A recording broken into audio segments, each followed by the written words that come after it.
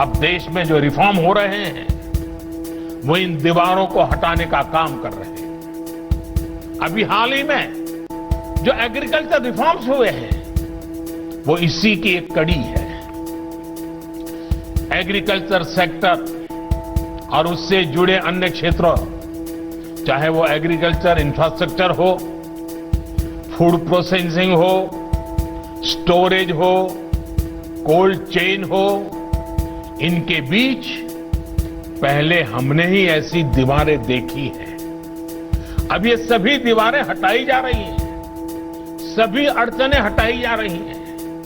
इन दीवारों के हटने के बाद, इन रिफॉर्म्स के बाद किसानों को नए बाजार मिलेंगे, नए विकल्प मिलेंगे, उन्हें टेक्नोलॉजी का ज्यादा लाभ मिलेगा। देश का कोल्ड स्टोरेज इंफ्रास्ट्रक्चर आधुनिक होगा। इन सब से कृषि क्षेत्र में ज्यादा निवेश होगा और इन सब का सबसे ज्यादा फायदा अगर किसी को होने वाला है तो मेरे देश के किसान को होने वाला है, जो छोटे छोटे जमीन के टुकड़ों पर जिंदगी पालता है, उस किसान का भला होने वाला है। हमारे देश की अर्थव्यवस्था को अलग अलग सेक्टर्स में दीवारें नहीं, ज्यादा से ज्यादा ब्रिजेज चाहिए ताकि वो एक दूसरे का सपोर्ट कर सके। देश के एग्रीकल्चर सेक्टर की और उस सेक्टर को मजबूत करने के लिए बीते वर्षों में भारत में तेजी से काम किए गए हैं। आज भारत का एग्रीकल्चर सेक्टर पहले से कहीं अधिक वाइब्रेंट हुआ है। आज भारत के किसानों के पास अपनी फसल मंडियों के साथ ही बाहर भी बेचने का विकल्प है। आज भारत में मंडियों का आधुनिकीकरण तो हो ही रहा है। किसानों को डिजिटल प्लेटफॉर्म पर फसल खरीदने बेचने का भी विकल्प दिया है। इन सारे प्रयासों का लक्ष्य यही है कि किसानों की आय बढ़े, देश का किसान समृद्ध हो।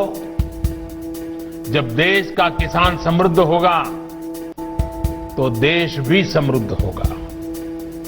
आपको मैं एक और उदाहरण देता हूं कि कृषि क्षेत्र को पहले कैसे हैंडल किया जा रहा था। साथियों, हमारे देश में पहले इथेनॉल तक को प्राथमिकता देकर इंपोर्ट किया जाता था,